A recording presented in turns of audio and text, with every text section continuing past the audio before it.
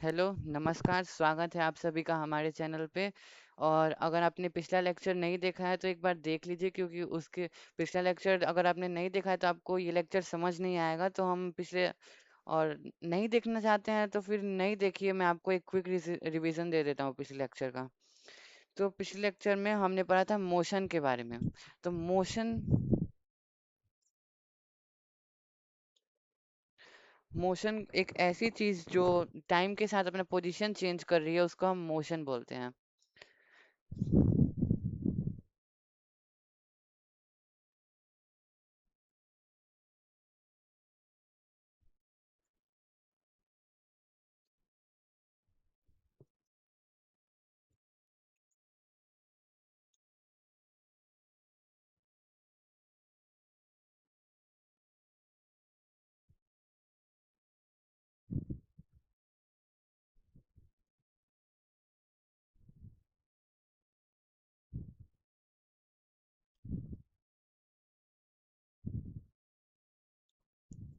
और अच्छा होगा आप साथ साथ नोट्स बनाते चले, नहीं तो फिर बाद में आपको दिक्कत भी हो सकती है।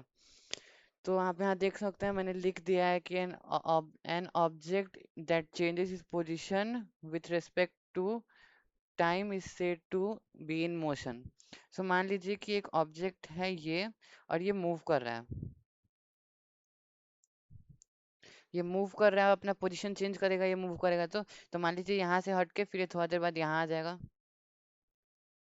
तो जब ये यहाँ पे आ गया तो इसका मतलब इसका पोजीशन चेंज हुआ, और इसको पोजीशन चेंज करने में टाइम भी लगा। तो ऐसा हम बोल सकते हैं कि एक कार वाज इन मोशन और a car is in motion. समझ में आ गया? एक बार स्क्रीनशॉट ले लीजिए नोट्स के लिए।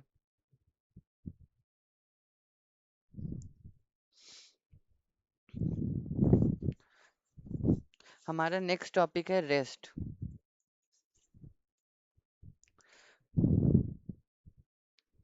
तो जो ऑब्जेक्ट मूव नहीं कर रहा है और उसको बहुत टाइम लग गया और वो वहीं का वहीं है, उसको हम रेस्ट में बोलते हैं।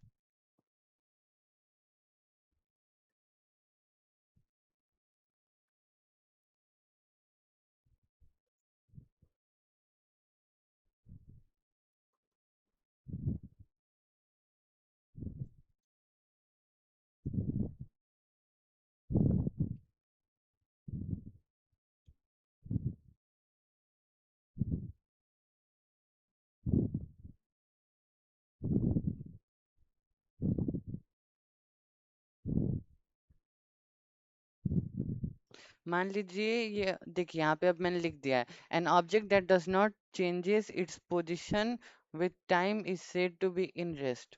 इसका मतलब मान लीजिए कि एक ऑब्जेक्ट है, ये यहीं का यहीं है, ये रुका हुआ है, ये कहीं मूव नहीं कर रहा है, तो इसका मतलब ये रेस्ट में है।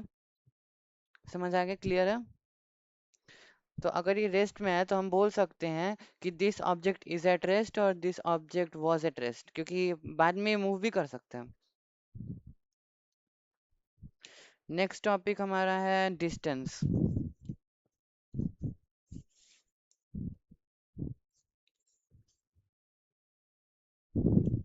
डिस्टेंस में हम लिख सकते हैं,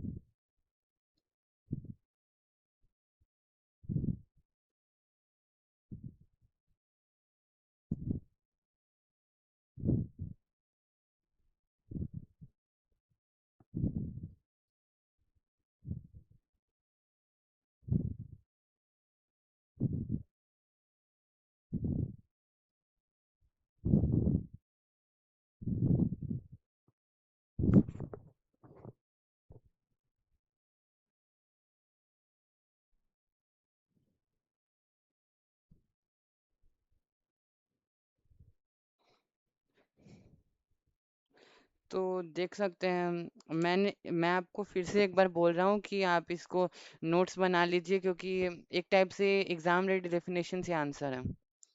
सो डिस्टेंस का में होगा कि the actual path travelled by a body is known as distance. जो बॉडी अपना पाथ तय कर चुका है, यानी जिस रास्ता में वो चला है, उस रास्ता का डिस्टेंस को, उस जितना रास्ता वो चला है, उस जितना डिस्टेंस उसने कवर किया है, उसको हम डिस्टेंस बोलते हैं। जैसे मान लीजिए कि यहाँ से यहाँ तक का डिस्टेंस है 100 मीटर, और एक ऑब्जेक्ट है, मान लीजिए इसको हम नाम दे देते हैं सी, और दो पोजीशंस है ए और बी। तो ये ऑब्जेक्ट सी जो है वो ए से लेके बी ट्रेवल कर रहा है। तो ये एकदम ट्रेवल कर रहा है स्ट्रेट लाइन में, तो हम क्या बोल सकते हैं कि इस ऑब्जेक्ट ने 100 मीटर कवर किया है। क्यों? क्योंकि ए और बी का डिस्टेंस कितना है, 100 मीटर। क्लियर है?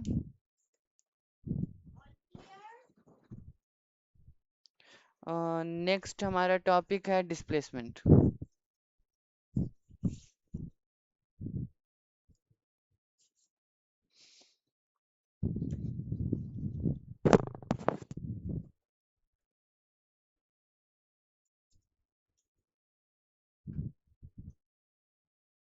देखिए डिस्प्लेसमेंट में ये होता है कि मान लीजिए एक ऑब्जेक्ट जो है, ये ऑब्जेक्ट है, ये ऑब्जेक्ट है सी, और ये ट्रैवल कर रहा है।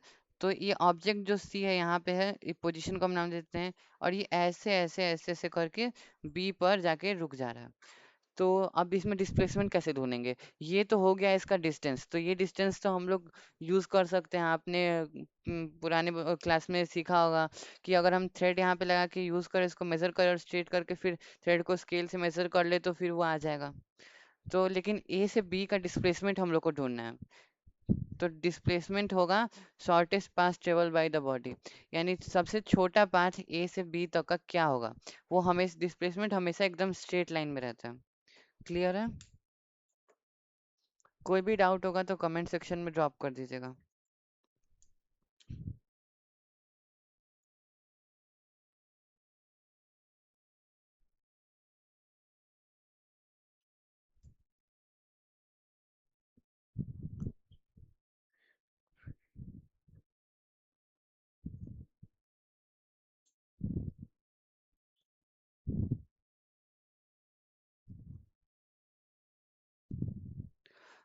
अगर आपको किसी भी तरह का नोट्स वगैरह चाहिए होगा तो आप हमको कमेंट कर सकते हैं, और कोई प्रैक्टिस क्वेश्चन चाहिए होगा तो भी हमको आप कमेंट कर सकते हैं।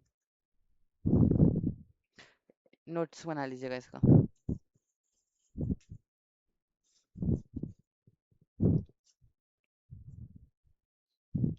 नेक्स्ट टॉपिक है हमारा एसआई यूनिट।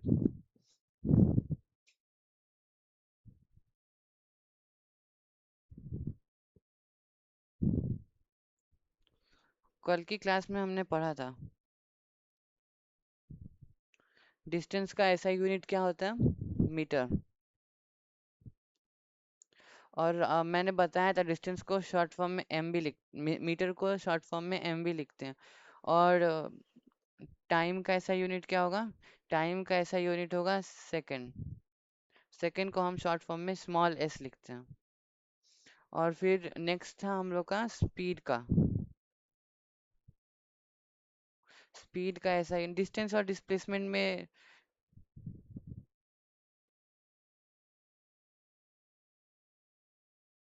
डिस्टेंस और डिस्प्लेसमेंट का जो ऐसा यूनिट है वो सेम होता है, दोनों मीटर ही होगा। और स्पीड का होगा मीटर पर सेकंड। तो मैंने आपको सिखाया भी था कि मीटर पर सेकंड को हम लोग फिजिक्स में अगर आप ऐसा यूज करें, ये वाला सिंबल, तो ज़्यादा अच्छा रहेगा और ज़्यादा क्लीन भी लगेगा इसकी वजह से। क्योंकि कभी कभी ये लाइन ना ऐसे स्ट्रेट भी हो जाता है, तो अगर ये लाइन अगर स्ट्रेट हो गया तो फिर इसका मीनिंग पूरा चेंज हो जाएगा फिजिक्स में। ऐसा अगर ये लाइन स्ट्रेट हो गया तो इसका मतलब होगा एस बाई एम, जबकि इसका फॉर्मूला होता है M by S, metre by second. जबकि अगर ये लाइन सीधा हो गया तो ये सेकंड बाई मीटर हो जाएगा। क्लियर है? प्लीज़ हमें सपोर्ट कीजिए और हमारे चैनल को लाइक कीजिएगा और सब्सक्राइब कीजिएगा।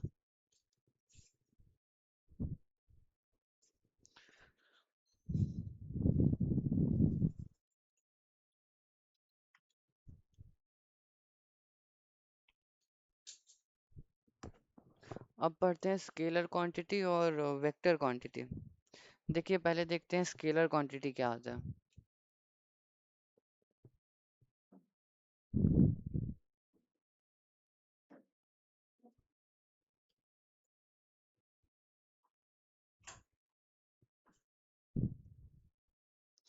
स्केलर क्वांटिटी वो क्वांटिटी होता है जिसमें मैग्नीट्यूड, जिसमें बस मैग्नीट्यूड यूज होता है। इसका मतलब एग्जांपल हम ले सकते हैं स्केलर क्वांटिटी का। पहले डेफिनेशन लिखवा देता हूँ।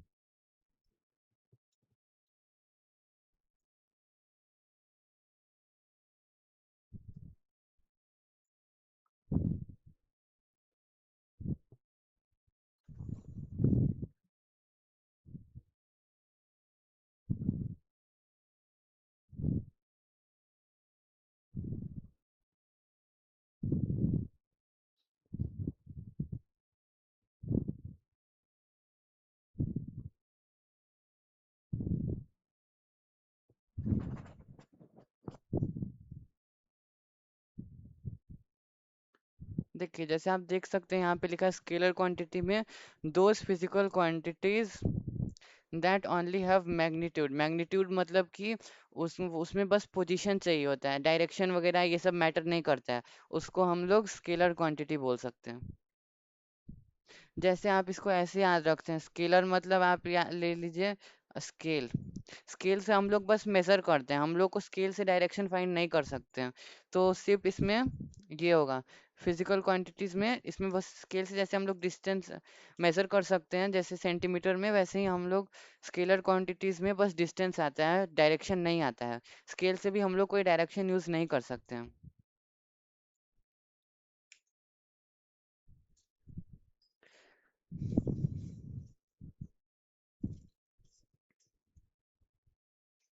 नेक्स्ट है वेक्टर क्वांटिटी।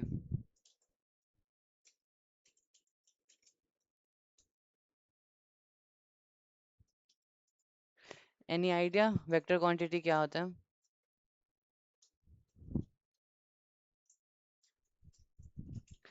देखिए, जैसे स्केलर क्वांटिटी था जिसमें सिर्फ डिस्टेंस ही हम लोग को देखना रहता था। जैसे स्केल स्केल में हम डिस्टेंस नापते हैं, वैसे ही हम लोग को डिस्टेंस ही देखना रहता था स्केलर में। तो वेक्टर उसका एकदम अपोजिट है, उसमें डिस्टेंस के साथ डायरेक्शन भी होता है।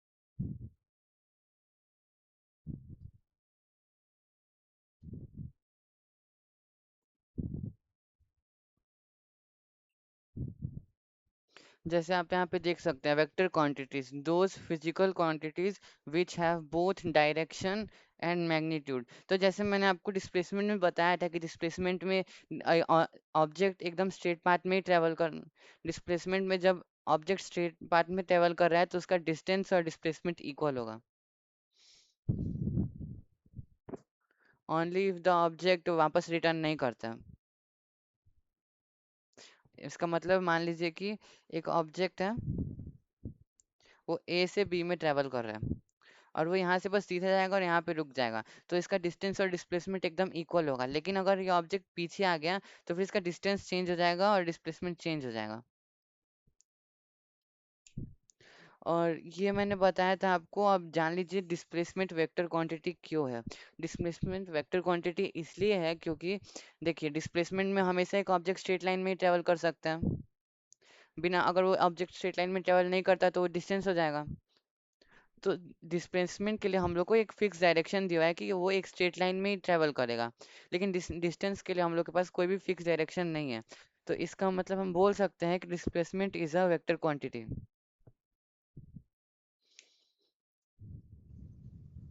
क्लियर है? एक बार स्क्रीनशॉट ले लीजिए।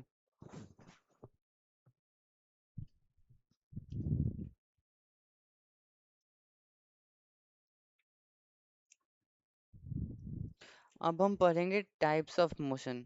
आपको कोई आइडिया है कितने टाइप्स के ऑफ मोशन होते हैं? Of course to.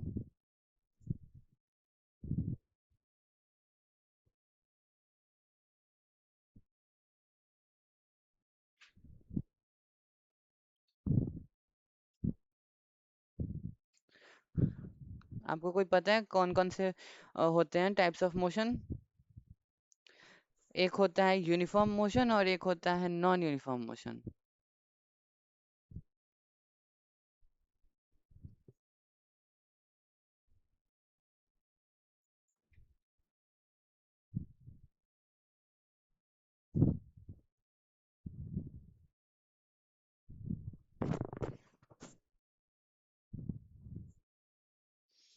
देखिए यूनिफॉर्म मोशन में मान लीजिए हम मान सकते हैं कि एक ऑब्जेक्ट है वो एकदम उसका,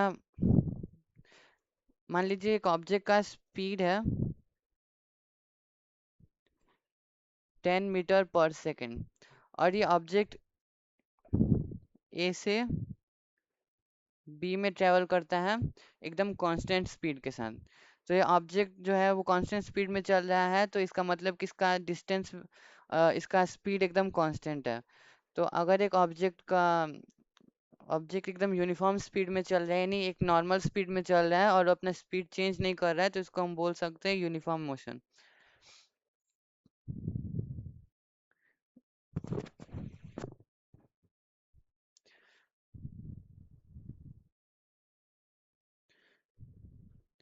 जैसे मान लीजिए कि एक ऑब्जेक्ट जो है वो ये 10 मीटर पर सेकेंड में ट्रेवल कर रहा है, तो मान लीजिए पहले उसने यहाँ से यहाँ तक ट्रेवल किया, फिर यहाँ से यहाँ तक और यहाँ से यहाँ तक।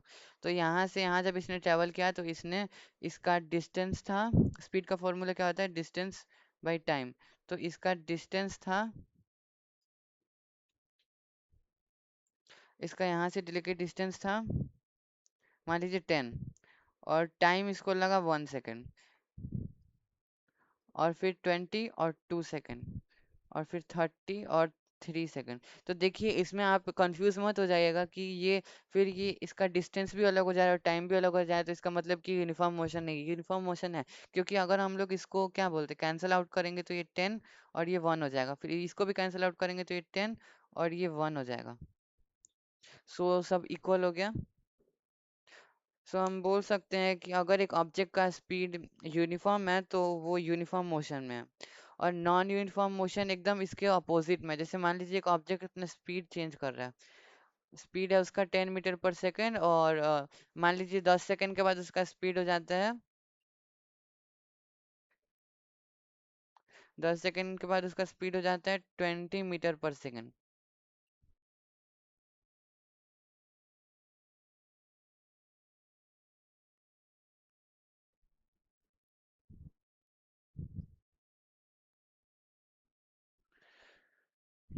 तो इसका स्पीड जो हो गया 10 सेकेंड के बाद 20 मीटर पर सेकेंड हो गया। मान लीजिए ये जो है यहाँ से यहाँ पे ट्रेवल कर रहा है ए से बी में 10 मीटर पर सेकेंड, तो ये 10 सेकेंड ट्रैवल करता है, तो इसका मतलब ये 100 मीटर ट्रैवल करेगा। तो मान लीजिए 100 मीटर इतना हुआ स्पीड। देखिए हम लोग को टाइम दिया हुआ है 10 सेकेंड तक ये यहाँ पे मूव कर रहा है, और स्पीड भी दिया हुआ है, तो डिस्टेंस का फॉर्मूला क्या होगा, distance equal speed into time. तो इसका स्पीड कितना है 10 मीटर पर सेकेंड, और टाइम कितना लगा इसको 10, तो हम डिस्टेंस इसका निकाल सकते हैं, डिस्टेंस होगा 100 मीटर। वैसे ही यहाँ से यहाँ तक ये 100 मीटर ट्रेवल कर रहा है, वो भी यूनिफॉर्म स्पीड ऑफ 10 मीटर पर सेकेंड में। लेकिन यहाँ से उसका स्पीड चेंज हो जाता है, और कितना हो जाता है 20 मीटर पर सेकेंड। सो यहाँ से यहाँ तक वो 20 मीटर पर सेकेंड में ट्रेवल कर रहा है। सो इसका स्पीड चेंज हो गया, तो अगर ये कॉन्स्टेंटली अपना स्पीड चेंज कर रहा है, इसका स्पीड चेंज हो रहा है, तो हम बोल सकते हैं कि ये नॉन यूनिफॉर्म मोशन में है। जैसे एग्जांपल मैंने आपको दे ही दिया अभी। क्लियर है?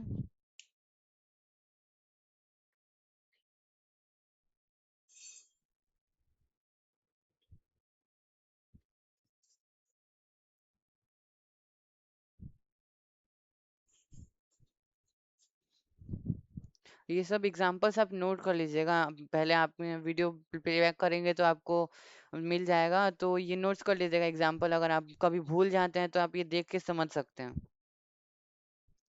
डेफिनेशन लिखवा देता हूँ।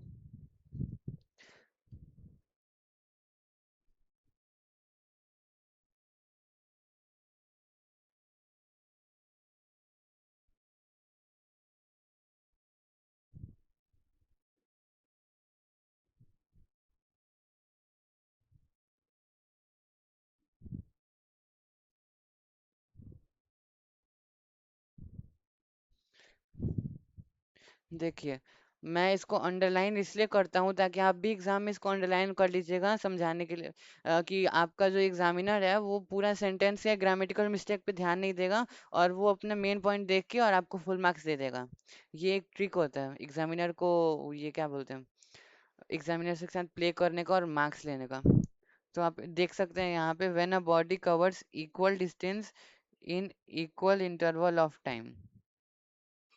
सो एक बॉडी जो है वो इक्वल डिस्टेंस ट्रैवल कर रहा है, यानी हर सेकंड वो 10 मीटर ट्रैवल कर रहा है, और 1 सेकंड लग रहा है उसको 10 मीटर ट्रैवल करने के लिए। इसका मतलब कि ये एक इक्वल डिस्टेंस ट्रैवल कर रहा है इक्वल टाइम में, और नॉन यूनिफॉर्म मोशन में है।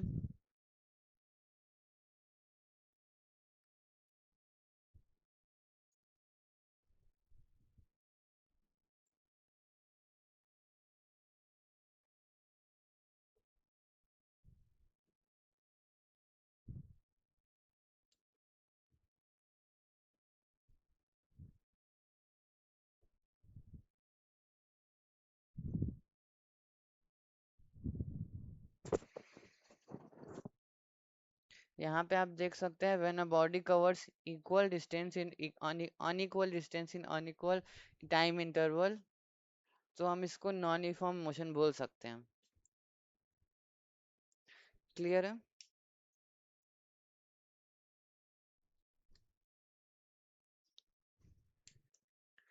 नोट्स ले लीजिएगा इसका, और एक बार मैं ग्राफ से भी समझा देता हूँ।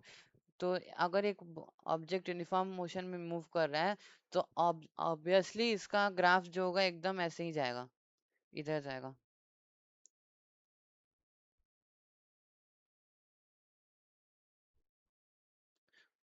तो इसका डिस्टेंस भी इक्वल होगा और टाइम भी इक्वल होता है, ऑब्वियसली ये एकदम ओरिजिन से मूव करेगा। और इसका अपोजिट है नॉन यूनिफॉर्म मोशन में, ये कहीं भी जा सकता है। जैसे मान लीजिए इसका डिस्टेंस,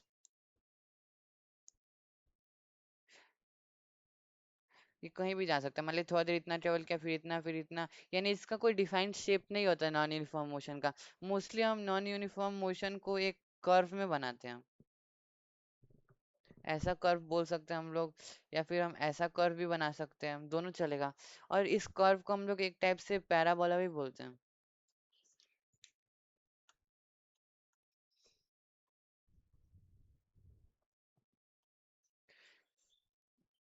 याद है आपको, मैंने कल होमवर्क दिया था कुछ, आपने किया होगा। मैं होमवर्क जो है ना, एक बार वो चेक करूंगा पिछले वाली वीडियो में, और फिर आपको उसका आंसर भेज दूंगा, पोस्ट कर दूंगा यूट्यूब पे।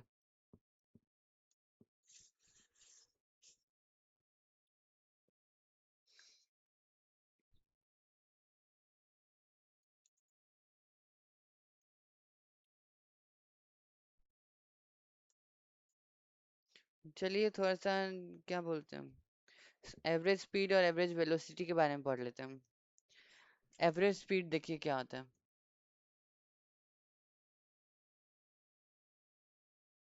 पहले आपको ये पता है स्पीड क्या होता है? क्या आपको पता है स्पीड क्या होता है? देखिए, स्पीड एक ऐसा चीज है, जैसे हम डिस्टेंस और टाइम को अगर एक साथ डिवाइड करें, या डिस्टेंस बाई टाइम को, तो वो स्पीड बोल सकते हैं हम उसको।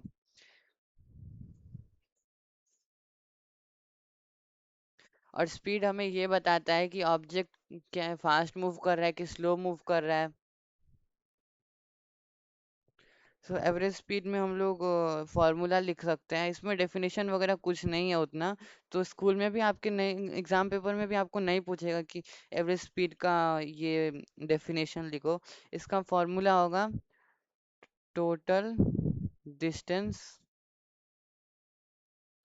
By total time. देख सकते हैं फॉर्मूला, आप नोट कर लीजिएगा।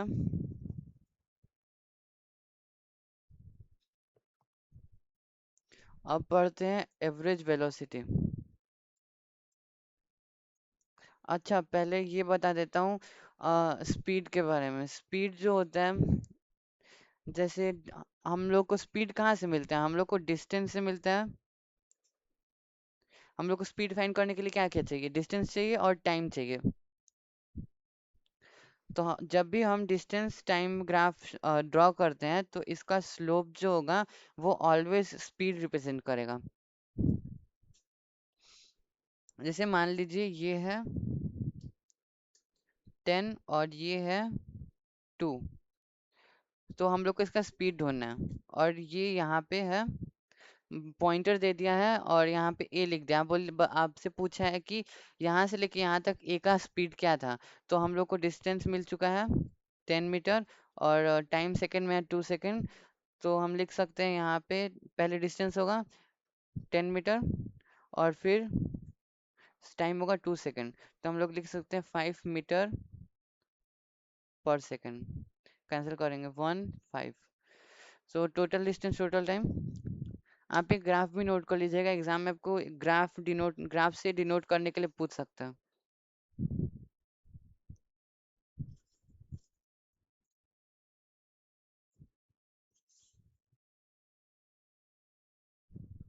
अब पढ़ते हैं एवरेज वेलोसिटी के बारे में।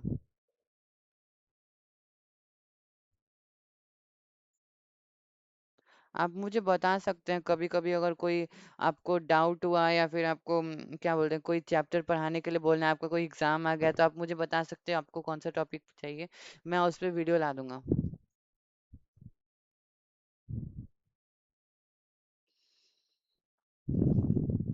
एवरेज वेलोसिटी में होगा, पहले देखते हैं वेलोसिटी क्या होता है। जब भी हम डिस्प्लेसमेंट और टाइम ग्राफ को ड्रॉ करेंगे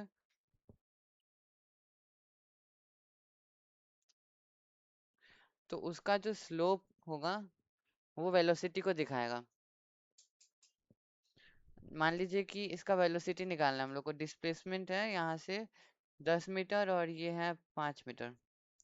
तो हम लोग को दिया हुआ है इस पॉइंट का, यहाँ से देखे इसका हम लोग को ए पॉइंट का हम लोग को वेलोसिटी निकालना है ए से बी का। तो एवरेज वेलोसिटी का फॉर्मूला है total displacement bye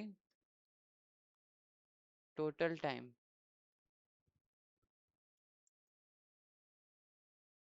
so displacement कितना है हम लोग का 10 मीटर, मीटर में होगा, और टाइम कितना है 5 सेकंड। तो हम कैंसिल करेंगे तो 2, तो आंसर आ जाएगा हमारा 2 मीटर सेकंड, 2 मीटर पर सेकंड। आप देख सकते हैं क्लियर हो गया होगा, नोट करते जाइएगा साथ में तो आपको इजी भी होगा। और अभी हम एक न्यूमेरिकल करेंगे, उसके बाद मैं क्लास ओवर कर दूंगा।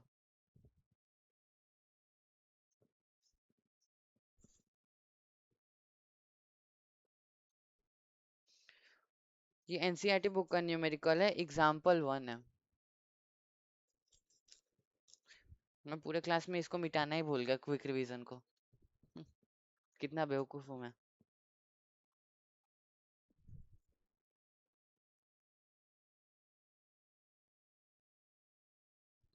आप अगर बुक खोल के चलेंगे मेरे साथ तो आपको थोड़ा ज्यादा समझ आएगा, क्योंकि वैसे भी बोर्ड बहुत छोटा है, तो क्वेश्चन लिखेंगे तो फिर आंसर सॉल्व करने का जगह नहीं मिलेगा। तो आप बुक खोलेंगे तो आपको थोड़ा ज्यादा समझ आएगा, क्योंकि मैं हर एक बुक में से लाइन बाय लाइन जा रहा हूँ। मैं कोई भी बुक में का टॉपिक मिस नहीं कर रहा हूँ एनसीईआरटी का। और मैं होप करता हूँ कि आप लोग का स्कूल में भी एनसीईआरटी ही फॉलो कर रहे होंगे, क्योंकि सीबीएसई का रूल है अगर आप सीबीएसई में है तो। सो एग्जाम्पल 4.1 में दिया हुआ है, कंसीडर 2 पोस्टमैन, यानी 2 पोस्टमैन है। तो हम लोग 2 पोस्टमैन ले लेते हैं। पोस्टमैन एक है ए और एक है B. They are they start walking towards each other from distance of 210 योजनास, यानी ए जो है यहाँ से वॉक करना स्टार्ट कर रहा है इस तरफ, और बी जो है वो इस तरफ वॉक करना स्टार्ट कर रहा है। और टोटल इनको डिस्टेंस कितना कवर करना है, 210 योजनास। देखिए योजनास जो है वो पुराने जमाने में जो है ना, एक क्या बोलते हैं मेजरमेंट की तरह यूज किया जाता है। जैसे आज के जमाने में हम लोग किलोमीटर यूज करते हैं ना, और जो योजनास है उसको हम लोग 1 योजना इक्वल्स टू हम लिख सकते हैं 10 to 14 किलोमीटर होता है 1 योजना। और ऐसे ही 5 to 10 लगभग में जो योजना होते हैं वो कोस कोस बताते हैं। कोस मतलब आपने पुराने जमाने में सुना होगा कि या फिर आपने कभी महाभारत वगैरह से सुना होगा तो कि मैं कोसों मील से दूर चल के आया हूँ, ऐसा कोई बोलते होंगे, तो ये वही बोलना चाहते हैं कि बहुत योजना से ट्रेवल किया है इन्होंने। ये एक एक्स्ट्रा इन्फॉर्मेशन था आपके लिए।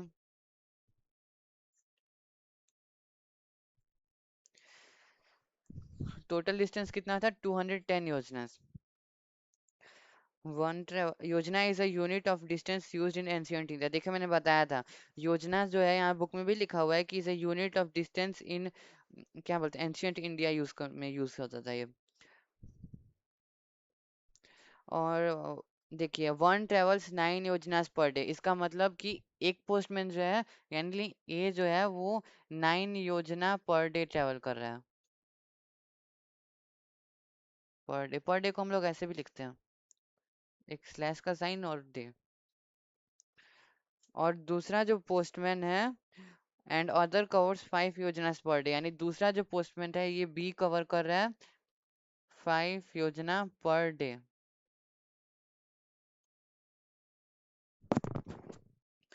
तो हम लोग को क्या निकालना है? हम लोग को निकालना है कि कितना दिन में ये पूरा ये मीट करेंगे एक दूसरे को, यानी ए और बी दोनों को एक साथ जब ये आएंगे यहाँ पे तो कितना टाइम लग जाएगा इन लोगों को कवर होने में, कवर करने में डिस्टेंस।